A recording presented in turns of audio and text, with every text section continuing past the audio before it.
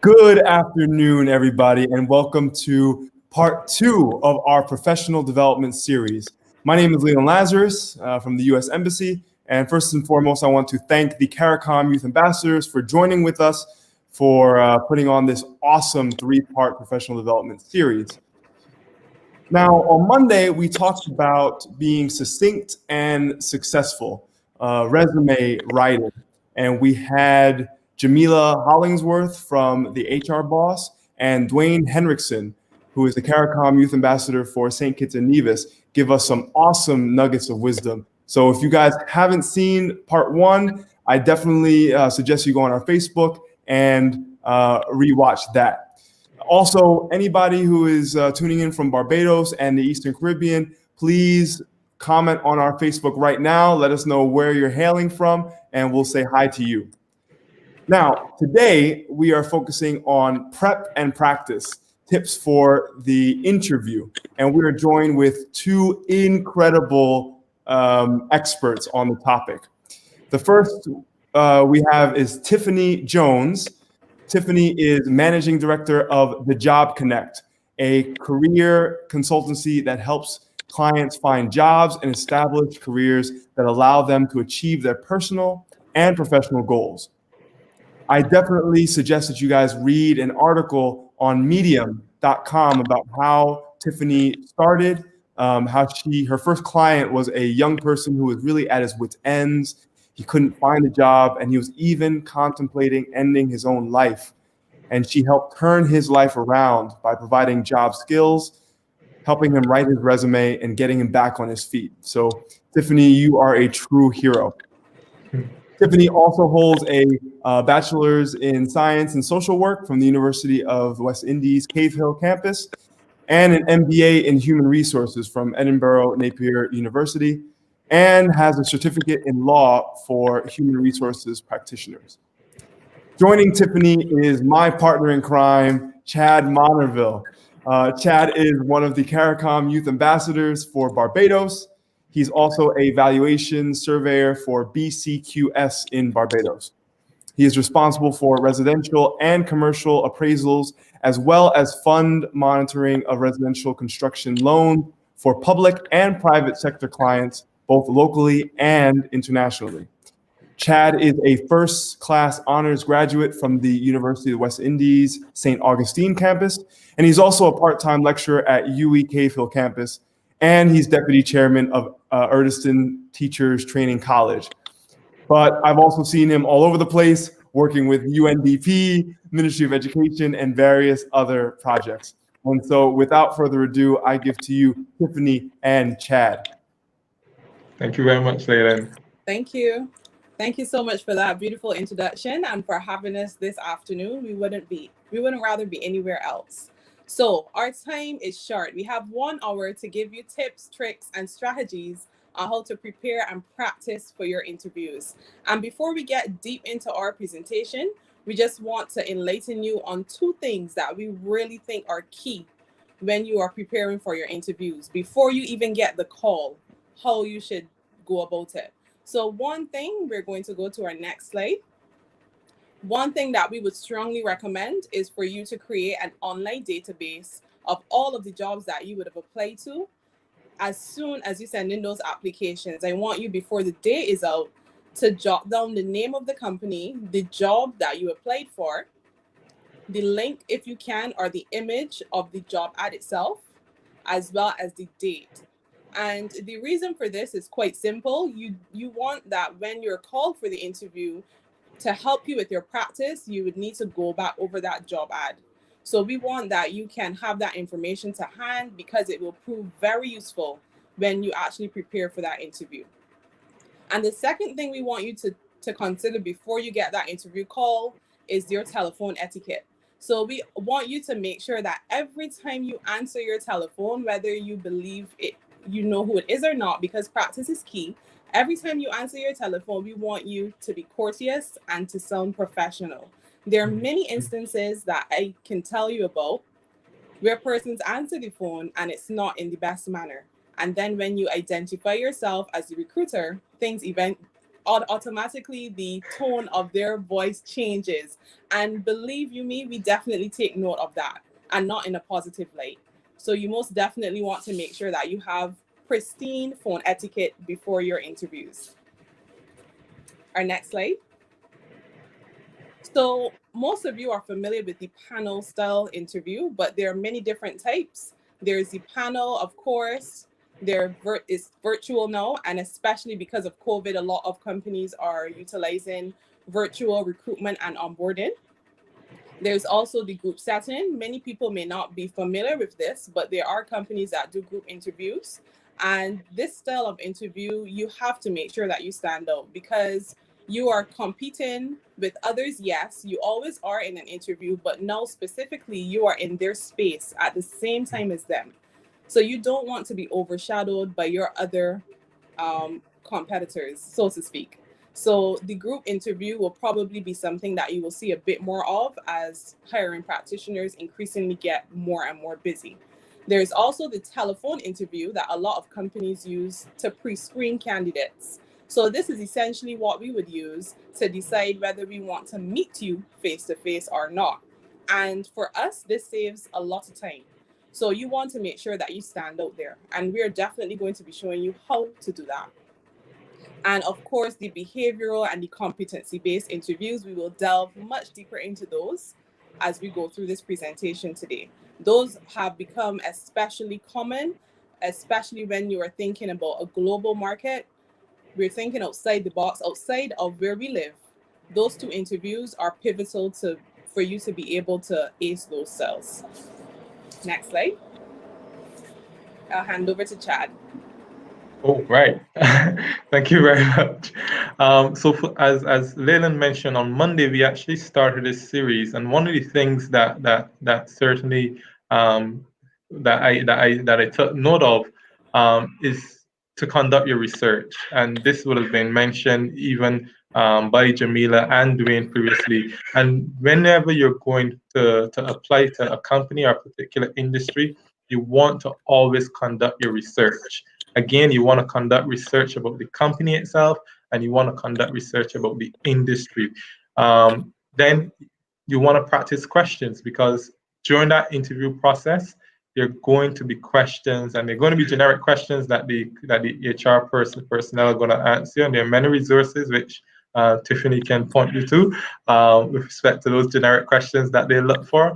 But practice makes perfect. You know the old adage, if you don't practice, if you practice, then you certainly succeed. And conversely, if you don't practice, then it's going to be very difficult for you to succeed. So always practice.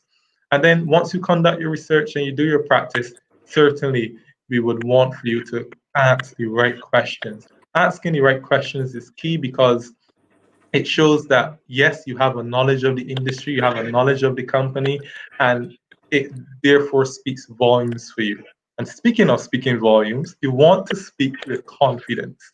You are at the interview because your CV or your resume that you provided stood out, so that they now call for you to do an interview. So you want to speak with confidence. You want to emit the skills and the knowledge that you wrote down on that CV or resume, and you want to tell that interview panel or that interviewer, this is me.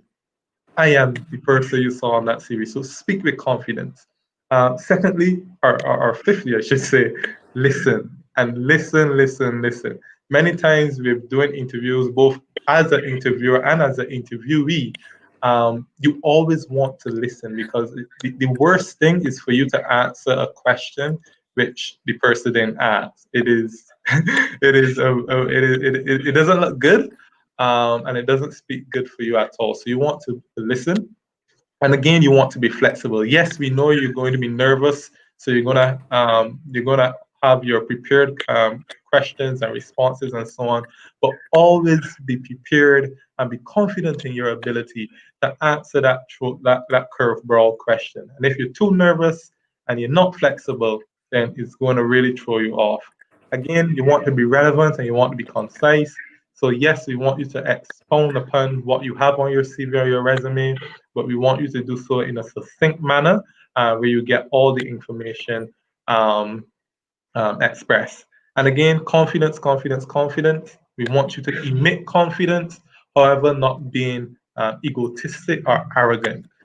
Just speak of yourself in a very confident manner. So because confidence you can feel confidence. You generally know when someone is confident, and that goes well for one, putting yourself at ease, and equally for putting the interviewer or the interview panel at ease as well. That's right. Okay, so how to prove that you're right for the job? So actually, this is one rule that I learned about from Tiffany, because she's really the expert here. The 70-30 rule, the what and the why. This is a technique that HR practitioners use, where 70% of the time that you're being interviewed is actually for you to speak, and the 30% is for the interview panel to answer you questions. So it's really about you. So if you're doing an interview for 10 minutes, 7 minutes of that time is allocated for you to speak.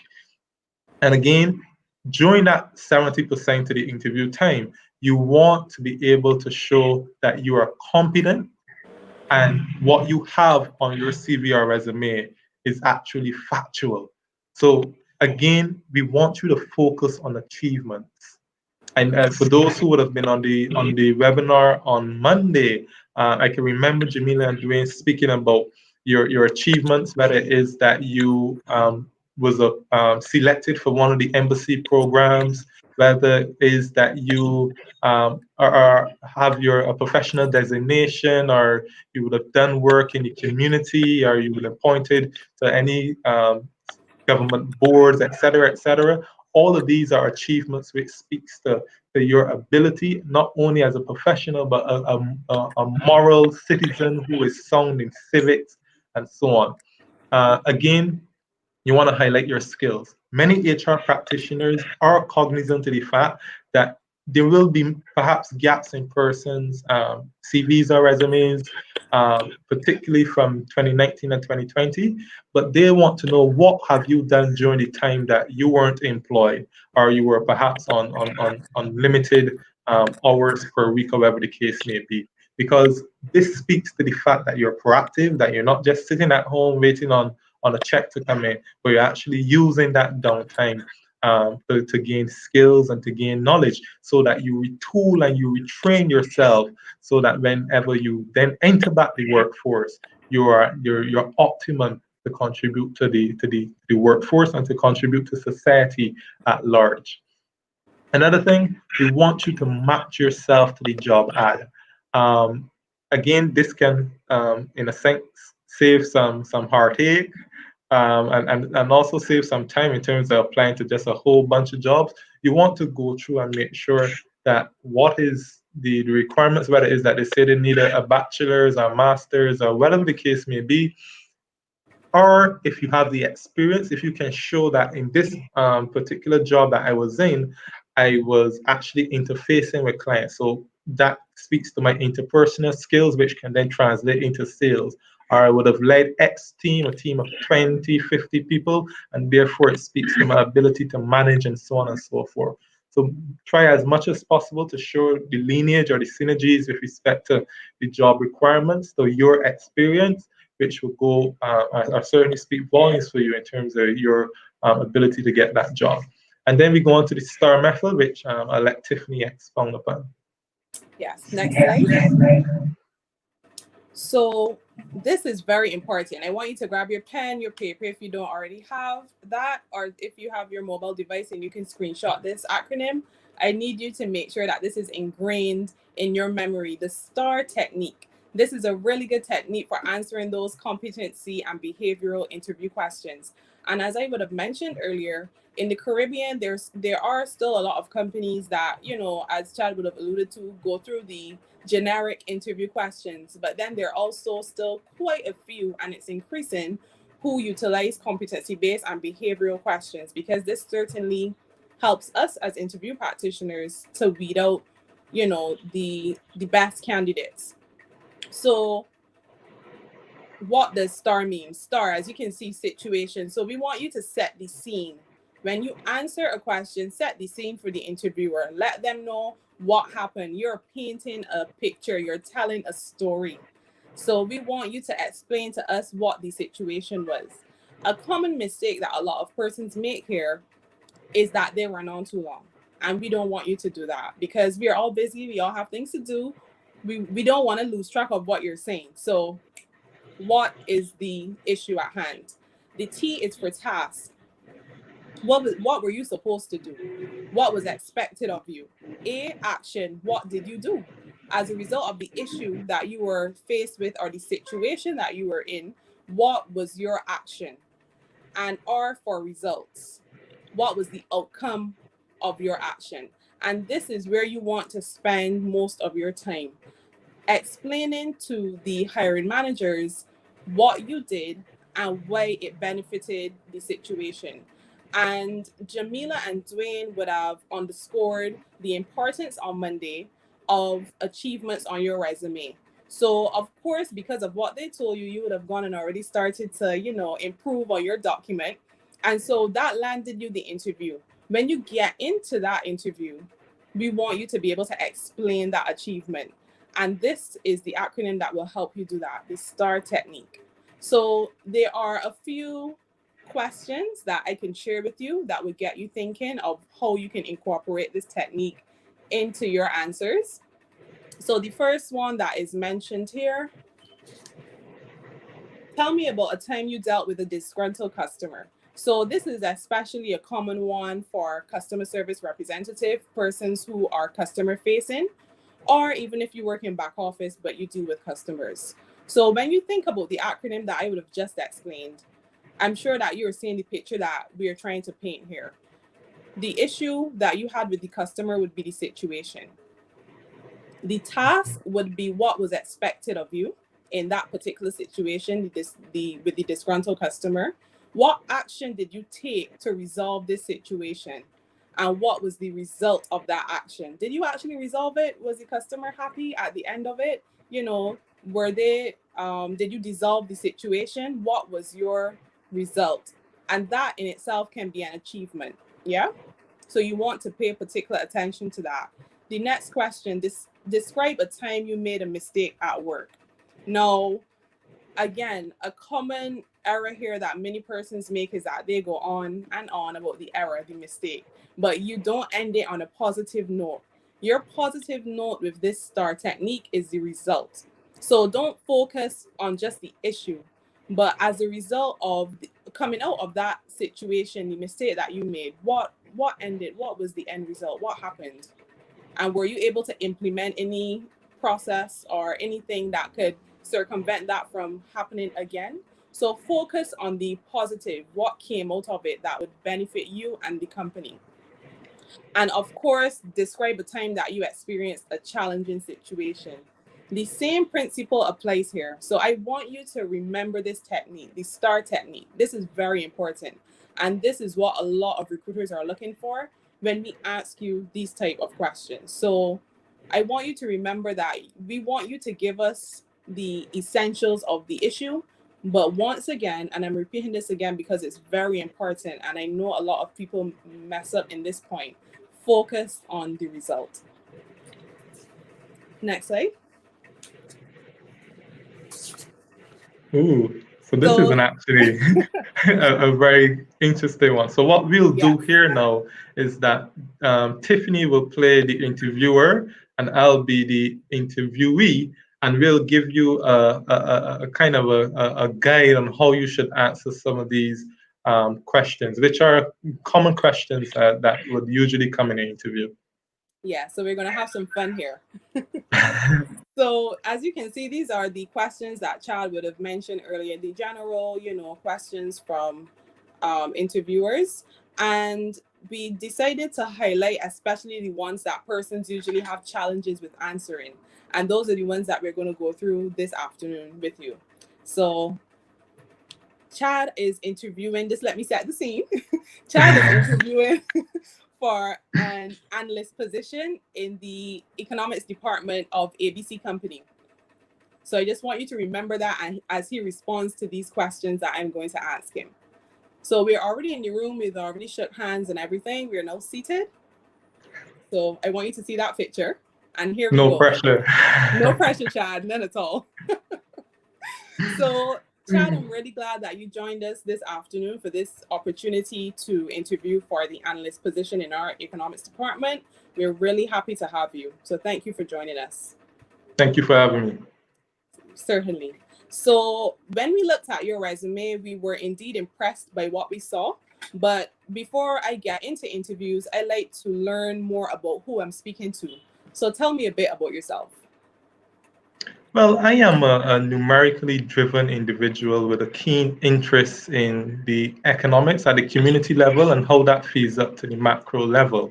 Hence my interest in economic development and interest as an analyst at XYZ company. In my civic duty, I do participate in community aspects, both in the church as well as serving on boards and in the community. But aside from when I'm not doing research as an analyst or serving in the community, I also enjoy time on the tennis courts or walking with my dog, Snow.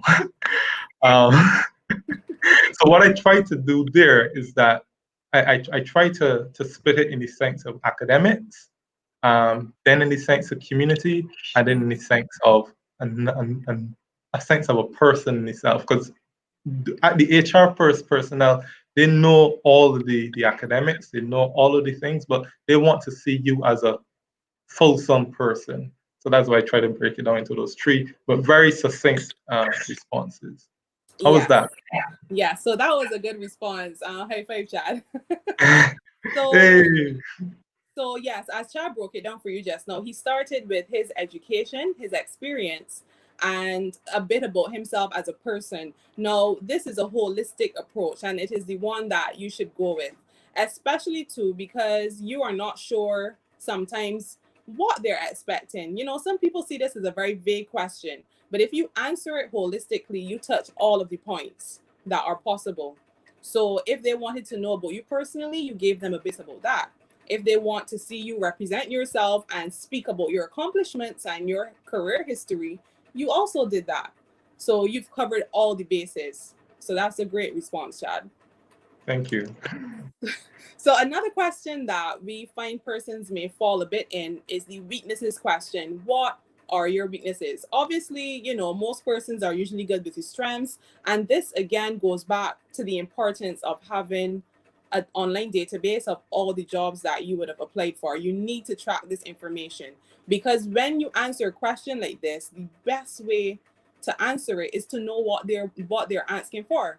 And you are not going to know that if you've applied for a job 6 months ago, because again, we're in COVID right now, and a lot of persons were taken away from the hiring, but now they're gone back to it. So you might get a call a couple months later and you cannot find that job ad anywhere. So once you've saved that ad, you can answer these questions by reviewing the ad. What are the core competencies that they listed out in that ad? Once you match up to those, you can list those back as some of your skills. Obviously, you're not going to do this verbatim.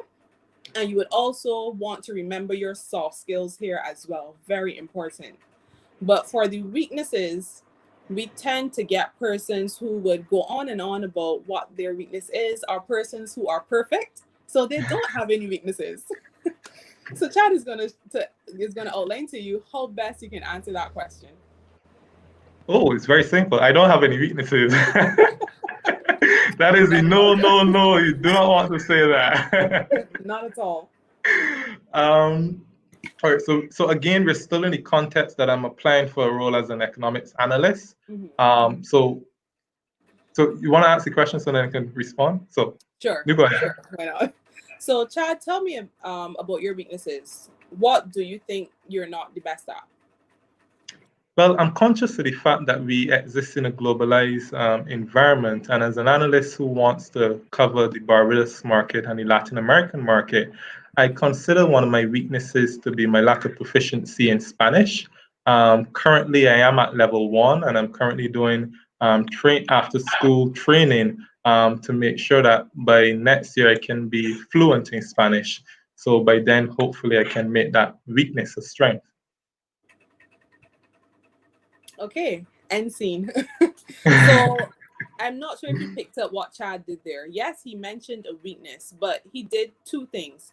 He mentioned a weakness that does not have a negative impact on his probability of getting the job, and two, he ended by saying what he was doing to overcome the weakness. So you don't want to, again, going back to the STAR method, you don't want to highlight a weakness and that's it. You want to end by saying what you're doing. So he understands that, especially in this time, you need to have a second language. And Jamila and Dwayne on Monday would have also emphasized that fact. You need to have a second language. So in understanding that, he realizes that it's not his strong suit, and so he's doing something about it, right? So that is how you want to approach that question in your interviews. And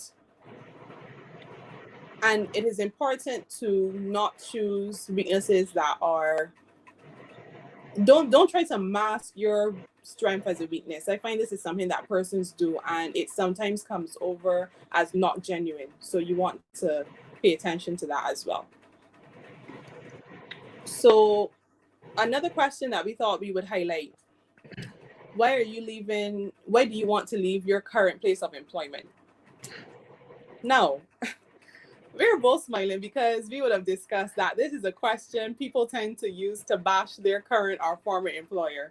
And that is not something you want to do. So remember, I would have mentioned at the beginning of this presentation that you want to stand out. But the truth is that you only want to stand out for the right reasons, for the positive things. You don't want to stand out because you are remembered as the person that spoke really ill of their current or former employer. So how do you answer a question like this? We'll get into that right now. So Chad, I noticed that you're still working at ABC Company. Why do you want to leave there? Thank you very much for the question. ABC was actually a very good company. I've gained a lot of experience at that company, and I've been there since I actually graduated as a young undergraduate. However, after, let's say, 5-10 years of experience there, I think that I've reached a plateau in terms of the challenges that are afforded to me. And I think now is the correct time to pivot into an industry which will provide new challenges and new opportunities for me to grow as a professional and to bolster my career, both to the benefit of this new company and to society at large. Good answer. So he didn't even, okay, so you might be working somewhere that you just do not like the environment. You cannot stand your colleagues. You don't like how management operates. You cannot mention those things in an interview, please. Even if the facial reactions remain the same, it is most definitely noted in the mind of the interviewer. So the strategy that Chad just used was to highlight, the fact that he has a pretty good employer, he likes where he works. He emphasized the importance of the fact that it actually aided in his professional development. So he paid kudos to his employer, but then he rationalized why he wanted to leave. And nobody can fault you for the reason that Chad gave, but you want to make sure that your responses also are very genuine. And for school leavers, a lot of these questions obviously you may not necessarily be able to relate to them because you may not have the experience. But in cases such as that, we want you to set the scene of what you would do if you were in a position such as the situations that we would have outlined just now and earlier, especially too with the STAR methodology. So even if you never dealt with a disgruntled customer, what would you do if you were faced with a disgruntled customer? How would you approach that situation? So even though you may not have the experience, you've gotten the interview, so it shows that they see something in you. Remember to speak hypothetically. Don't just say, well, I never did XYZ. What would you do? It shows your critical thinking skills. So you want to remember that as well. And the last one that we're going to demonstrate to you, what are your salary expectations? And we know this is a question that a lot of people fear at the Job Connect. We do interview coaching, and people are always afraid of this question. They're not sure how to answer it. So Chad and I will now demonstrate. So Chad, we had an opportunity to discuss just now, we went through some questions and we like how you represented yourself, but in terms of the salary that you're expecting, what is your figure? Can I have $1 million a month? Why not? Hired. All right. So, guys, that is not the way you want to answer that. No. All right. Wusa. Well, I am aware, because I'm answering this question from a position of a person who is transitioning careers, so you do have a level of experience and so on. I am aware that the company would have a range of salaries for this particular position. Obviously, based upon the skills and experience that I've presented to you today, where would you consider that I will fit within that range? Okay, so I'll let you in on a secret. The average company already knows what they're going to pay, right? Even if they don't have an exact figure, they have an idea. I mean, you know, the average company has an accountant, somebody that manages the finances, so they know what they can afford. But the truth is that we want to hear from you. So let's say now this was a pre-screening phone interview. That salary question is one that persons use to help them as well in terms of reducing the amount of candidates that progress through the recruitment stage. So if your salary is way above what we are able to afford to pay you, then we know we can't really get any further. So that isn't going to work. And let's say now the salary is way below what we can pay. Everybody's not going to say, well, we said we would budget $50,000 a year, so let's still pay the 50,000 even though she asked for 20. Everybody isn't going to do that. They will give you the 20 and save that 30,000 annually. So what Chad did was to throw back the question on the interviewer. He outlined to the interviewer, the fact that we had the conversation, what I am able to bring. And so based on that, what are you offering? No, we're not saying that answer will automatically get you a figure, because, well, the truth is that the average company will give you a range at that time. But then there's some that still wouldn't. They will still throw back the question to you. So in that event, you would give them a range. But I always tell persons, make sure that the lowest end of your range is something that you are truly willing to accept on the job, because we don't want that you take the job just because you wanted the job, and then when things get a little tough, you tell yourself, well, they don't pay me enough, I work too hard for this little bit of money. So make sure that it is something that you're truly willing to accept. But that is how you can go about answering that question. Chad, next slide. Yeah. Oh, right. So because asking the right questions is important, I think I will touch on this in my preamble earlier, where I told you that you want to carry out your research with respect to both the company and the industry itself. So some questions that you want to ask at the interview is, who will be my direct manager and what is their management style like? Because you want to know the person that you're reporting to. Equally, you want to know if that person is a very friendly person, approachable person, especially for the young graduate who wants to soak in as much information as possible as they can. You want to know if that person directly above the chain of command for you, if that is someone that you can go to and learn from in a very friendly way. Then again, you want to know what type of culture does the department have. Again, with the COVID environment, does the company or the department facilitate remote working? Is that something that's frowned upon? Does the company do workouts on the evening together? All of these kind of things that builds a lot of camaraderie and good social environment for the company. And then you want to know, what is the structure of the department? Is the company and the department a very hierarchical structure, or do you have several functioning managers that you will need to report to? Because this again also allows you to know, where do I need to spend my time in terms of checking all the boxes. And speaking of boxes, if you look on the graph there, we have think outside the box. Again, I can't stress this enough. With respect to the questions, you want your questions to be genuine. Yes, there are many questions out there that you can find online that you can answer and will sound really, really good. But experienced HR practitioners have heard these questions 1,010 times answered. So especially in an environment where so many persons may have a similar qualifications and both would have done well in the interview. Perhaps that one question which shows that you have really done a lot of research in the company and you're really passionate about working in this environment, that one question that was outside the box can set you apart. So again, ask the right questions and think outside the box with respect to both the company and the industry. Absolutely, absolutely accurate. So, extra tips, what we want to leave with you in terms of being in the interview. We want you to walk with the right items. So, you're not going to remember everything, and we're going to get into the after effects of the interview. So, a notebook and a pen is important, and we'll get into that very shortly. It's not a classroom, so we're not expecting you to sit and literally write so every single thing that is being said, but jot very short notes that will help you. We want you to arrive on time, but not too early. So we don't need you there an hour early. We don't need you there 30 minutes early in the office. What I recommend is to make sure you're in the vicinity or in their car park at least 30 minutes before, and then report to the office 15 minutes ahead of time.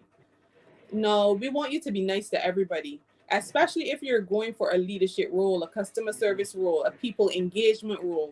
You want to make sure that you exhibit your personality and your professionalism before you even get into that room. So be nice to everybody from entry level all the way up. Very important. You do not know who you're speaking to when you get on site, and you may very well be speaking to someone that may be interviewing you, and you don't want to come over as a person that is different to who you will then exhibit in the interview. It must match. You also want to manage your nerves. No, I wouldn't say that being nervous isn't, you know, a thing that most people have, but I want you to remember what is at stake. When you get nervous, remember what you stand to gain, and if you fall up due to your nervousness, what you stand to lose. Remember the goal at sight. This is for you to remember who you are, what you will bring to this position, why they need you, and that should help you as you fight those nerves in that interview. No, handshake, especially for my females, is very important. A firm handshake at all times, from the elbow down, nice and firm. It will be noticed even if it is not mentioned. Maintain good eye contact, and if having eyeball to eyeball eye contact makes you nervous and adds to the nerves, consider looking between the forehead, so right here between the eyes, or somewhere around here on the forehead itself. It gives the illusion that you're looking at us when you really are not, but it helps because you look like you're communicating from your eyes all the way. And remember, as Chad said, to be convincing and confident. Confident selves. Next slide. So Ooh. Chad will go in about the gentleman. He'll give you some more insight on that.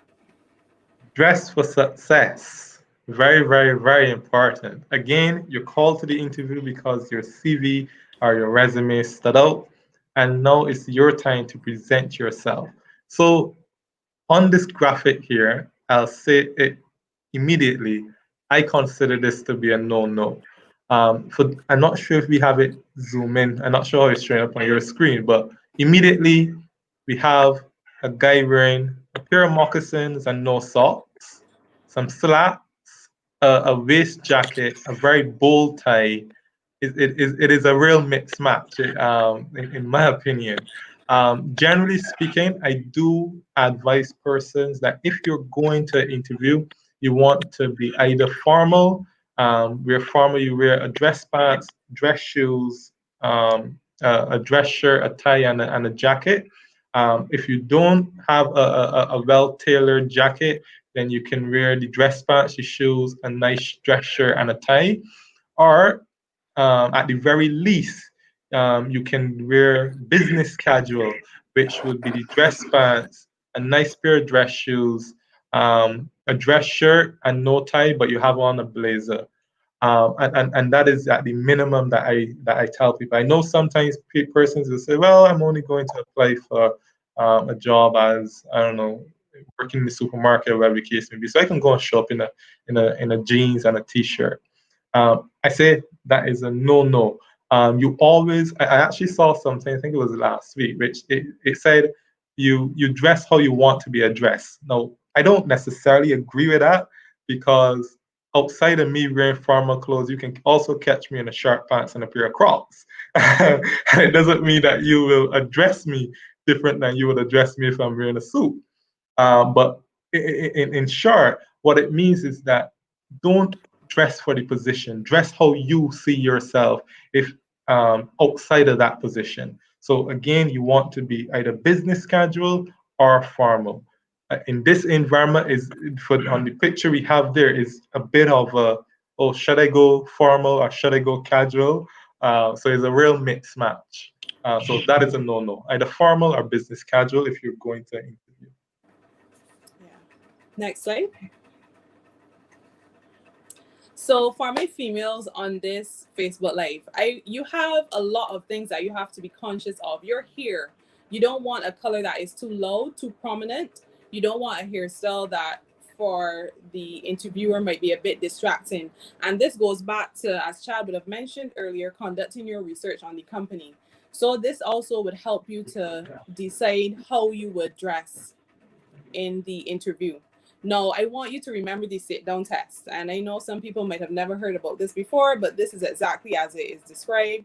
I want you to try on your clothing before the interview date and have a seat in a chair and see how it settles in. Does your dress or your skirt right up too much? These are things you want to take note of. And, COVID, for some of us, we put on a few pounds during COVID. And so you want to make sure that you try on these clothes, especially for that reason. Does everything fit the way that it should? Does it still look nice and neat and snug? Is it too tight? So this is important as well. And because times are always changing, back a couple years ago, black and white were the only two colors that were recommended for interviews. But I say this to you, you can incorporate color. I'm not telling you to go down to your interview in a fluorescent dress or in something that is too bright or too outlandish, but you can incorporate your blues, your greens, your pinks, depending on the shade. Shade is everything. Incorporate them into your colors and you should be fine. And remember that you don't want to wear flat shoes. I know that there's some females who have an issue with comfort and the heels. So if that is you, you can consider a kitten heel because it still gives you a slight lift and a bit of elegance while still being comfortable. And on Friday, you will be guided through the whole concept of personal branding. So you will learn that dressing for success starts way before the interview. Next slide. Oh, wait, I just wanted to add to that before, Tiffany, if you can go back just a little bit, because I know sometimes when I guess when we go out or whatever the case may be, we like to wear a lot of jewelry. I'm not sure if it's a Caribbean thing or whatever the case may be, but certainly with respect to jewelry, I always tell people less is more. A subtle elegance speaks volumes. Mm-hmm. So when you're going to the job interview, try to lose the jewelry. If you're a person who is accustomed to wearing a lot of bangles and chains and so on, you certainly want to lose those. If you're a female, you have a nice pair of bob earrings or whatever the case may be, you can wear those, but try to reduce the volume and just be subtle elegance speaks volumes. Yeah, so a minimal amount of jewelry. Yeah. And one quote that I remembered with that comment is, simplicity is the ultimate form of sophistication. Indeed. Yes. So to close off our presentation, we just want to take you through what happens after the interview. It's over. Now what? It doesn't end there. We want you to remember to send out your thank you email, at least the most being 48 hours after, but I recommend within 24 hours. So this is what you want to address in the thank you email. You want to express your gratitude for the opportunity, mention the interviewers by name, and this is why the notebook and the pen is important. You want to mention at least one thing that you like about the company. This comes from your research and also from paying attention in the interview. And you want to remind them why you are the best candidate. And this isn't a story. This isn't a letter that, this is just a one paragraph kind of email communication. to send off, just to express your gratitude. And this isn't something that a lot of candidates do, so you will be remembered for the right reason. Agreed. And in addition to that thank you email, which you should do, as Tiffany mentioned, quite promptly, you also want to follow up.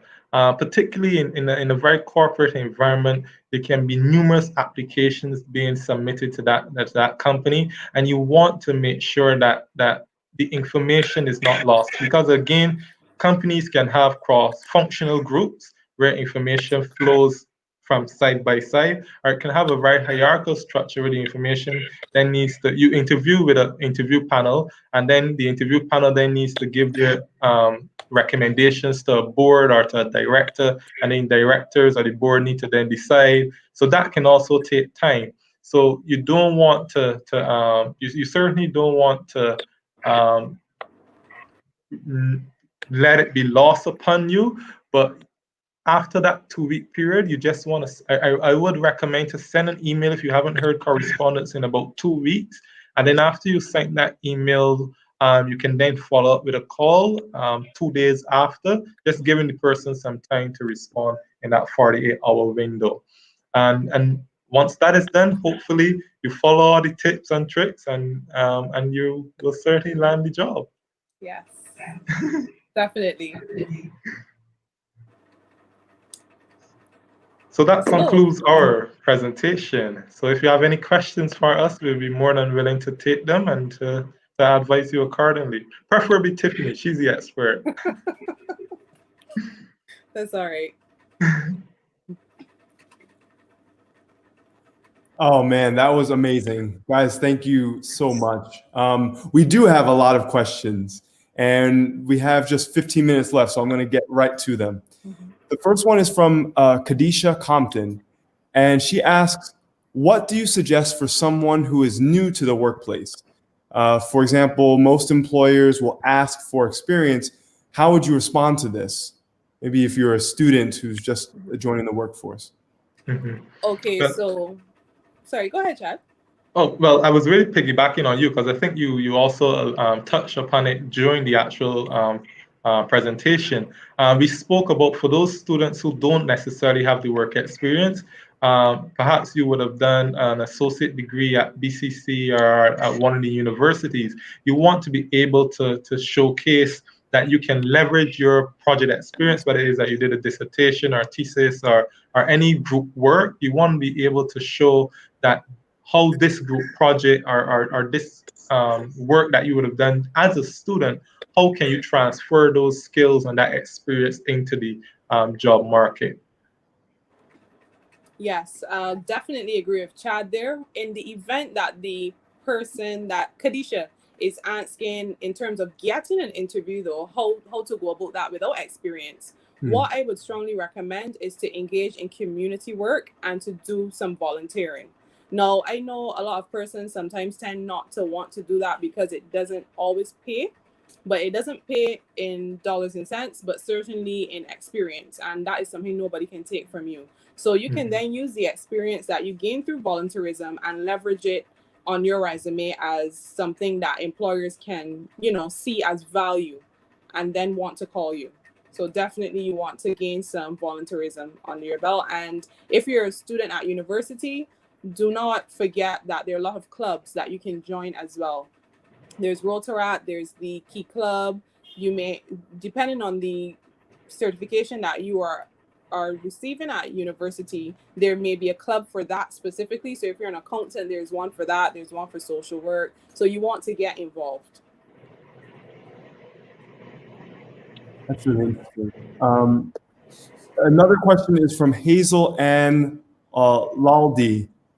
And her question is, if the question of salary is not raised by the person who's conducting the interview, should she ask for the salary range? Okay, so I would say that you can ask, but make sure it's not the first question that you ask.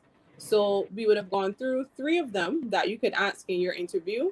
You could make the salary question the last one and ask them what they would have budgeted for the position.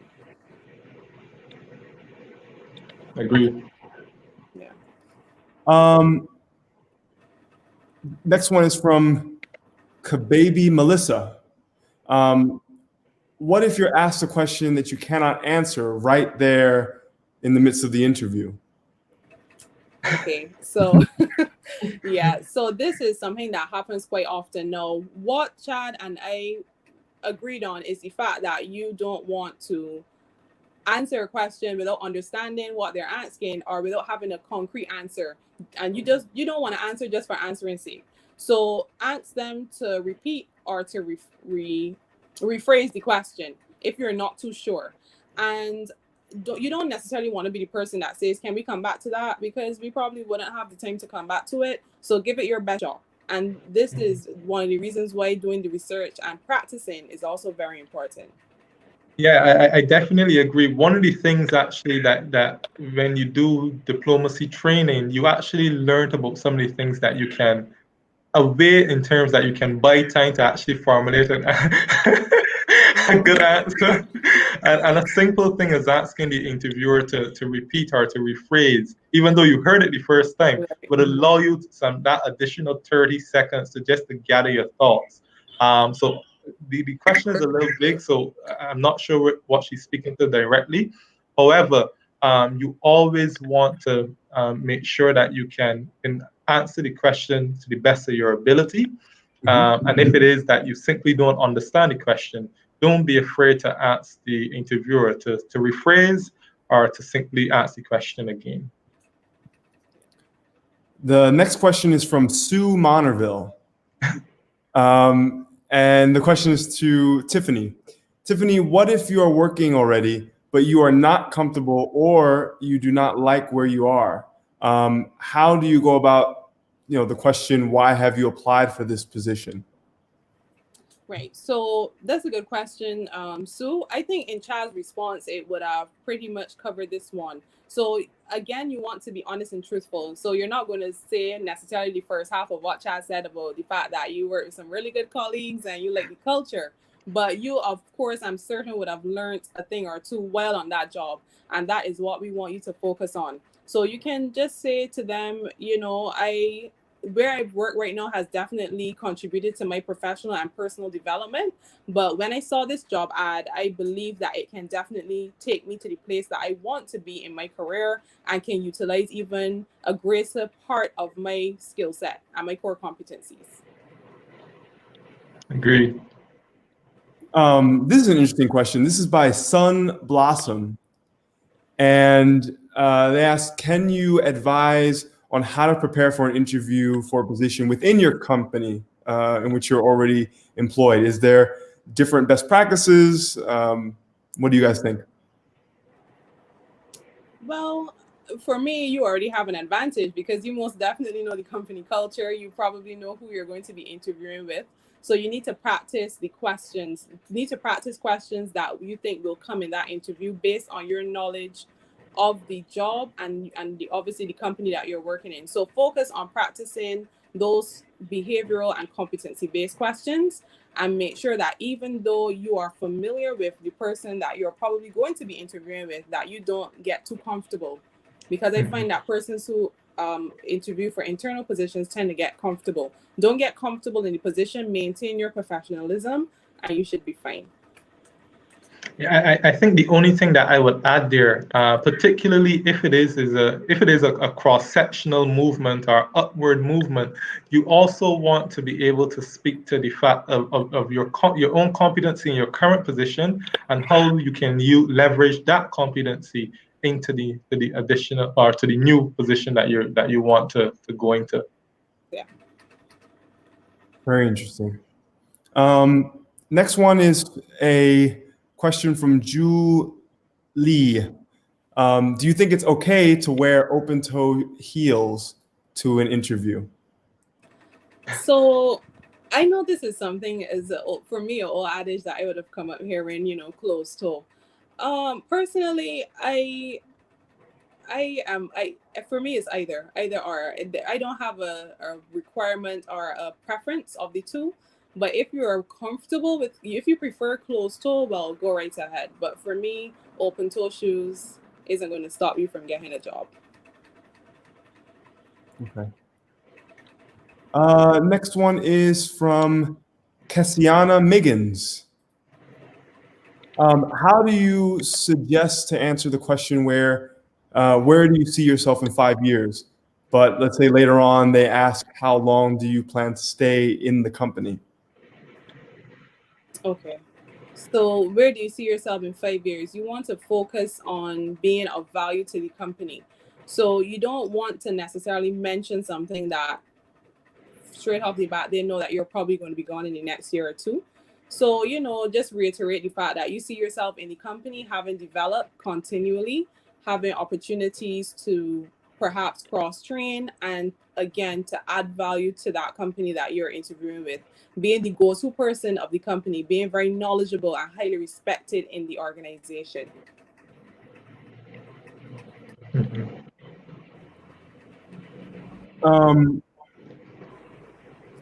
When there's a follow-up question from Drew Lee, which is when asked about your weaknesses, what should one person generally say?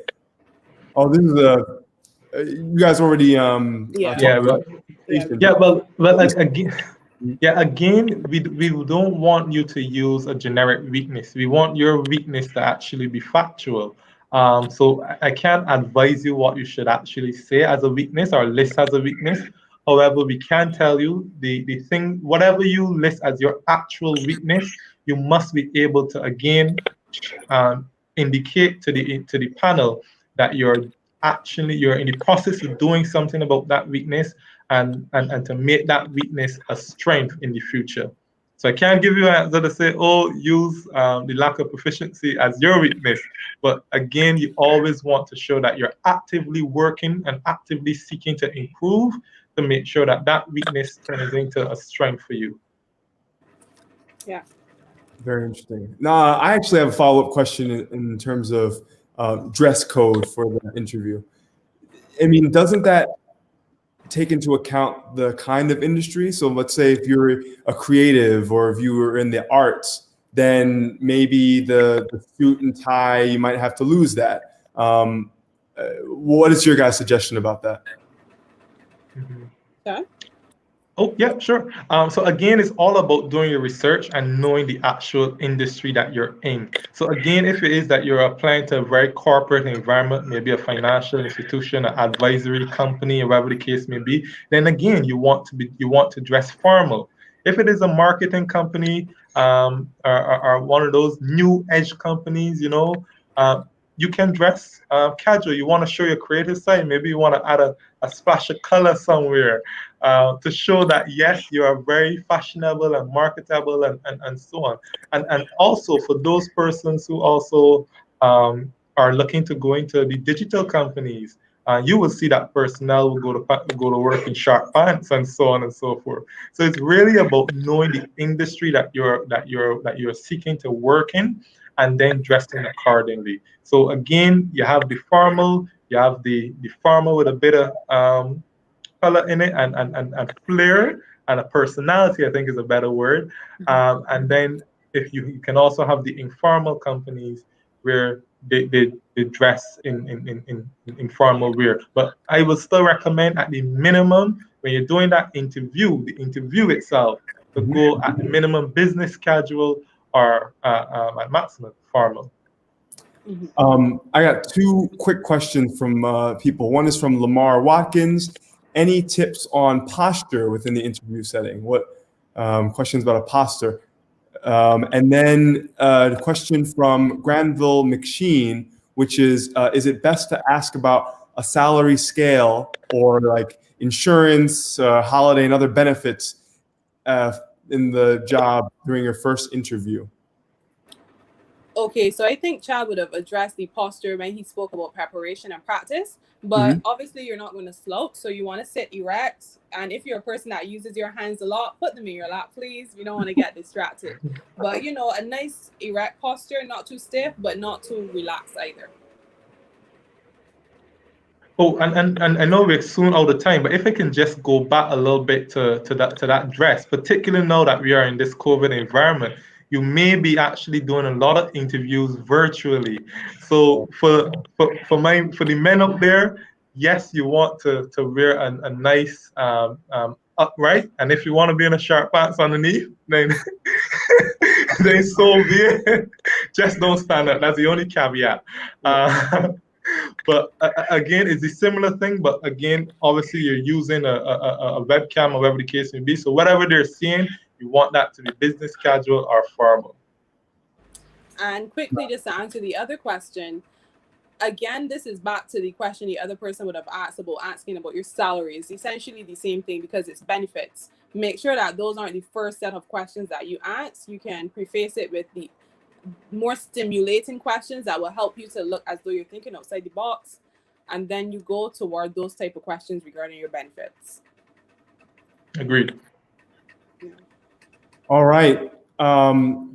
Well, there are some more questions, but this is all the time we have. We've already reached the 1 hour mark. So Tiffany, Chad, I want to thank you guys so much for imparting these awesome nuggets of wisdom.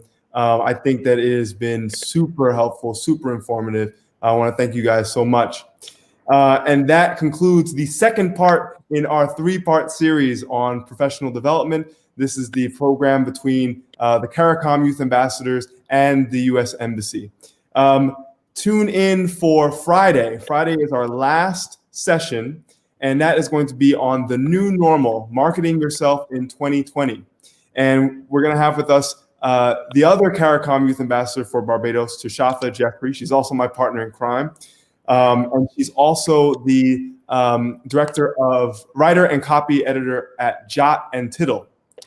And then also we will have Corey McLean, who is founder of Sips Smoothie Bar and Refuel Barbados. Is going to talk about personal branding, using social media in order to really build your brand in 2020. So this is definitely something not to miss. Guys, thank you again so much. And I hope that everybody has a great day. Take care. Thank you very much for having us. Bye. Thank you.